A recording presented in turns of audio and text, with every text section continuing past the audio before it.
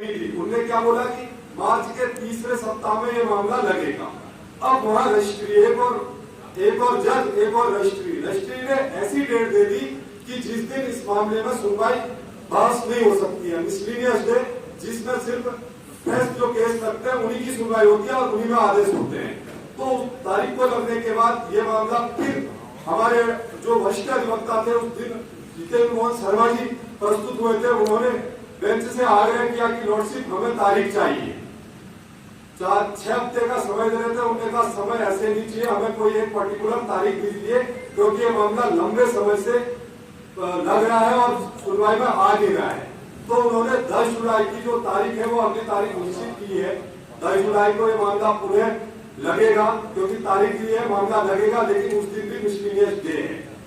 हम बार बार कर्मचारियों से आग्रह कर रहे थे कि हमें वरिष्ठ अधिवक्ताओं को खड़ा करना है, तब जाके हमारी सुनवाई होगी, क्योंकि स्टेट जो काम कर रहा है, स्टेट देश के पूर्व अटॉर्नी जनरल को इस मामले में खड़ा कर रहा है। आपको मालूम होगा कि पूर्व अटॉर्नी जनरल मुकुल रोहतगी सरकार की ओर से प्रस्तुत हो रहे हैं, जिनका सरकार एक बार की फीस, एक दिन अपेयर होने की फीस 20 लाख रुपए पे कर रही है और उनके साथ सीनियर एडवोकेट राकेश द्विवेदी खड़े हो रहे हैं उपनल की ओर से।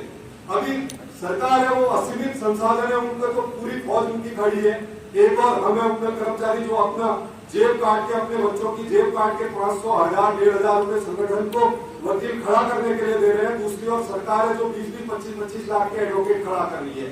तो हम चाहते थे कि हमारी ओर से भी एक बहुत अच्छा एडवोकेट खड़ा हो जो कोर्ट के सामने लड़ सके कि ये बहुत लंबे समय से इनका मामला अटका हुआ है, इसको सुना जाए। तो हमने कोशिश करी थी कि राजीव धवन सरीके एक और एडवोकेट हो जो ये संविधान के विशेषज्ञ भी है, जो कोर्ट से लड़ते भी हैं और लड़ते आ रहे हैं, तो उनको खड़ा किया जाए। तो राजीव धवन जी को हम चाहते हैं कि जो अगली हमारी सुनवाई आए 10 जुलाई को, 10 जुलाई की जो सुनवाई हो, उस सुनवाई में राजीव धवन जी हो और उनके साथ पटवारिया जी हो, जिससे कि हम एक पर्टिकुलर तारीख कोर्ट से ले सकें। तो यह हमारा एक अगला कदम है जो आप सभी कर्मचारियों के सहयोग से ही होना है।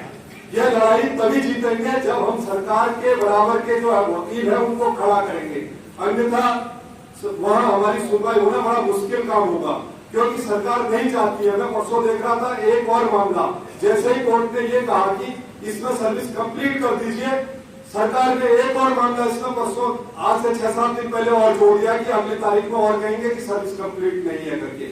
यह स्थिति अगर लगातार रहेगी तो ये मामला कभी सुनवाई में नहीं आएगा, ये मामला लंबे समय के लिए उसमें चले जाएगा। ये SLP न होके ये लंबे समय वाली एक वो